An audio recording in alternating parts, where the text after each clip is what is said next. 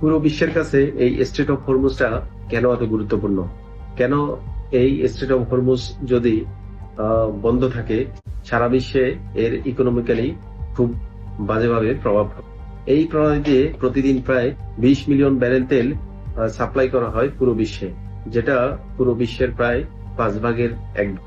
এছাড়াও পুরো বিশ্বের প্রায় 20% এলএনজি গ্যাস এই পথ দিয়ে পুরো বিশ্বে সাপ্লাই করা। গালফ কান্ট্রিগুলোর কাছে এই রুটটা হচ্ছে তাদের মেইন এক্সপোর্ট রুট, অর্থাৎ সৌদি আরব, কাতার, কুয়েত, বাহরাইন, ওমান এইসব দেশে যে উৎপাদিত গ্যাস এবং তেল বিশ্বে রপ্তানি করা হয় তা এই পথ দিয়ে করা হয়।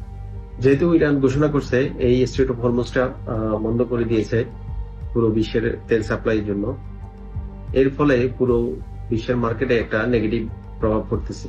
বিভিন্ন দেশে তাদের প্রোডাকশন বন্ধ হয়ে যাচ্ছে। পাশাপাশি যেসব দেশ তাদের প্রতিদিন যেই পরিমাণ জ্বালানি দরকার হয় সেই পরিমাণ জ্বালানি যদি তারা সাপ্লাই দিতে না পারে, তাহলে দেশের প্রোডাকশন থেকে শুরু করে সবকিছুরই দাম বেড়ে যাবে। এখন ইরান কি চাইলে এই স্ট্রেট অফ হরমুজটা বন্ধ করে দিতে পারে কিনা?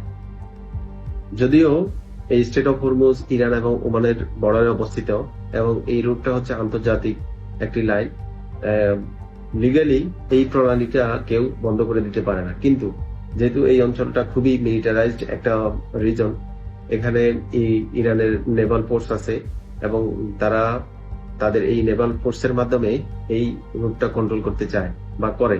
আমরা বিভিন্ন সময় দেখছি যে তারা এই নদীতে মাইন স্থাপন করে, তাদের মিসাইল আছে। যখন এই অঞ্চল অস্থিতিশীল অবস্থায় থাকে, তারা বিভিন্ন জাহাজে তাদের মিসাইল দিয়ে আক্রমণ করে।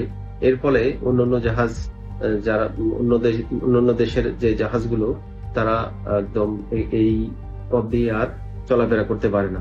সো কার্যত ইরান চাইলেই তাদের এই মিলিটারি পাওয়ার দিয়ে এই প্রণালীটা বন্ধ করে রাখতে পারে।